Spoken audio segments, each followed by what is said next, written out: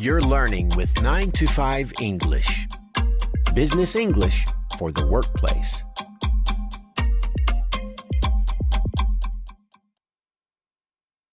Hi, Tim here with another 9 to 5 English lesson. In today's lesson, we're going to learn how to clarify something you didn't hear properly. If you don't hear what someone says, the easiest thing to do is just let it go. Move on. Let them keep talking. But that can be a very dangerous strategy. I mean, what if they asked you to do something important? Or what if they told you some important information? Do you really want to miss that? So, rather than letting it go, it's easy to just ask the person to repeat what they said. To do that politely, we might say, "Could you repeat that, please?" Or you can use the expression, "I beg your pardon." Then the person knows you haven't heard them, and they'll repeat it for you. Why don't we try some of these expressions for clarifying what you heard? Listen to each example, then repeat it for yourself. Ready? Let's get started. I'm sorry, what did you say?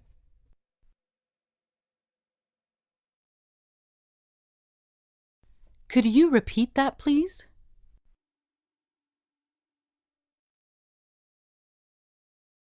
Sorry, I didn't quite catch that.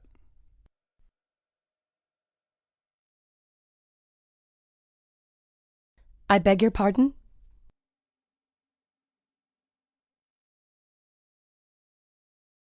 You might notice that we often say, "We're sorry." No, you didn't do something wrong. This is just a way of introducing a request for clarification. And that might include simply saying you didn't understand or catch what the person said.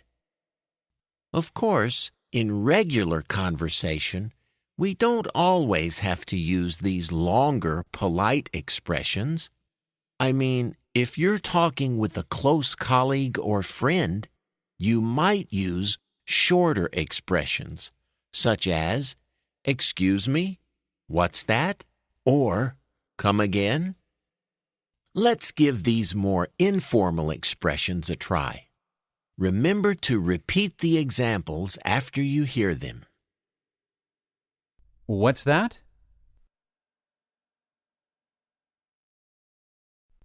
Come again?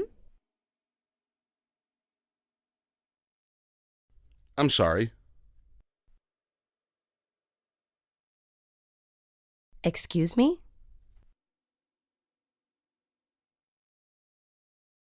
Once again, we practiced saying we're sorry.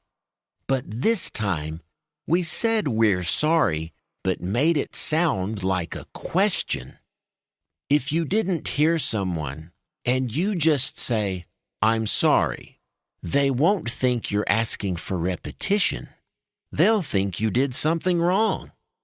But if you say, "I'm sorry," then they will understand you didn't hear them. These expressions are great when you really don't know what someone said, but sometimes you think you might have heard correctly, but you're not sure.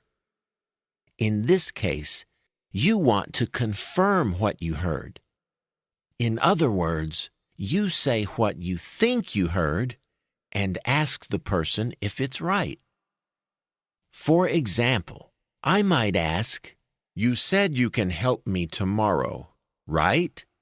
Or instead of that question tag, "right," we can use, "Is that correct?" Another way to ask for confirmation is with a direct question like, "Did you say tomorrow?" let's practice asking for confirmation. Once again, repeat the examples you hear. Sorry, but did you say 3:30?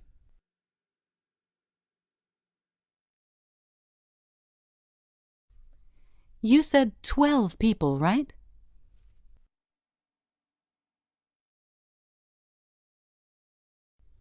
Just to be sure, you want this next week?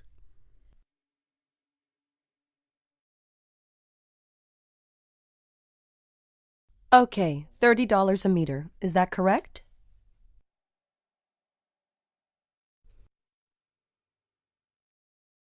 Did you notice the statement that sounded like a question? I mean, the question, you want this next week? That's a really simple way to confirm what someone said. Just use question intonation on the end of a statement. All right, we've practiced some useful expressions. Now, let's hear how this sounds in a conversation. Let's listen to a short dialogue between Paul and Laura. Paul is talking about the timing of a delivery, and Laura has trouble hearing. Let's listen. We will need this by 3 at the latest. Sorry, I didn't quite catch that. The delivery needs to be at our office by 3 p.m. Just to be sure, that's 3 o'clock, right? Not so hard, right? Laura uses a couple of different ways of clarifying. Now, it's your turn to practice. We'll repeat the dialogue, but this time we're going to beep out the second speaker's words. You will have to say those parts yourself. Remember to say that you didn't quite catch what Paul said. Then confirm that he meant 3 p.m. Here we go. We will need this by 3 at the latest.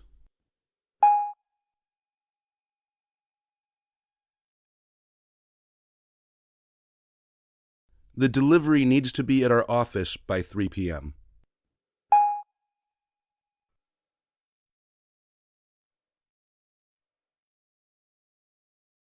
All right, that about does it for this lesson.